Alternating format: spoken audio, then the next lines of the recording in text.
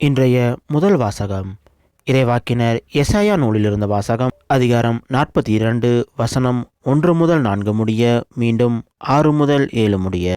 ஆண்டவர் கூறுவது: இதோ என் ஊழியர், அவருக்கு நான் ஆதரவு அளிக்கிறேன். நான் தேர்ந்து கொண்டவர் அவர். அவரால் என் நெஞ்சம் பூரிப்படைகிறது. அவருள் என் ஆவி தங்கும்படி செய்தேன். அவர் மக்களினங்களுக்கு நீதி வழங்குவார்.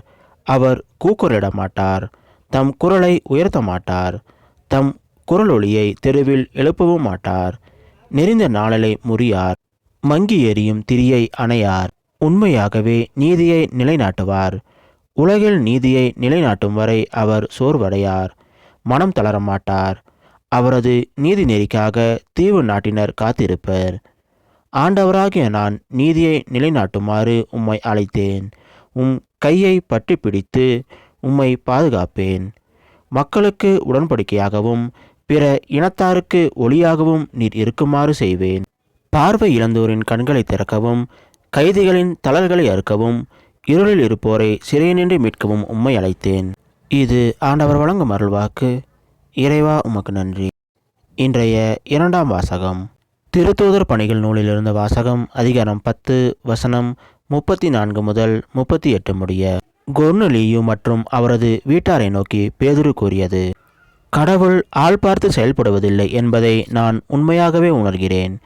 எல்லா இனத்தவரிலும் அவருக்கு அஞ்சி நடந்து நேர்மையாக செயல்படுபவரே அவருக்கு ஏற்புடையவர். இயேசு கிறிஸ்து வாயிலாக அமைதி உண்டு என்னும் நற்செய்தியை அவர் இஸ்ரேல் மக்களுக்கு அனுப்பினார். அவரே அனைவருக்கும் ஆண்டவர். திருமுழுக்கு பெறுங்கள் என்று யோவான் பறைசாற்றிய பின்பு கலிலேயா முதல் யூதேயா முழுவதிலும் நடந்தது உங்களுக்கு தெரியும். கடவுள் நாசரேத்து இயேசுவின் மேல் தூய ஆவியாரின் வல்லமையை பொழிந்தருளினார். கடவுள் அவரோடு இருந்ததால் அழகின் கொடுமைக்கு உட்பட்டிருந்த அனைவரையும் அவர் விடுவித்து எங்கும் நன்மை செய்து கொண்டே சென்றார். இது ஆண்டவர் வழங்கும் அருள்வாக்கு. இறைவா, உமக்கு நன்றி. இன்றைய நற்செய்தி புனித மத்தேயு எழுதிய நற்செய்தியிலிருந்த வாசகம் அதிகாரம் 3 வசனம் 13 முதல் 17 முடிய. அக்காலத்தில் இயேசு யோவானிடம் திருமுழுக்கு பெற கலிலேயாவில் இருந்து யோர்தானுக்கு வந்தார். யோவான், நான் தான் உம்மிடம் திருமுழுக்கு பெற வேண்டியவன், நீரா என்னிடம் வருகிறீர் என்று கூறி தடுத்தார்.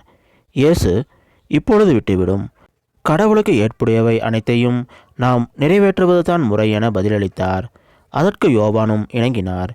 இயேசு திருமுழுக்கு பெற்றவுடனே தண்ணீரை விட்டு வெளியேறினார். உடனே வானம் திறந்ததையும் கடவுளின் ஆவி புறா இறங்குவது போல தம் மீது வருவதையும் அவர் கண்டார். அப்பொழுது, என் அன்பார்ந்த மைந்தர் இவரே, இவர் பொருட்டு நான் பூரிப்படைகிறேன் என்று வானத்திலிருந்து ஒரு குரல் கேட்டது.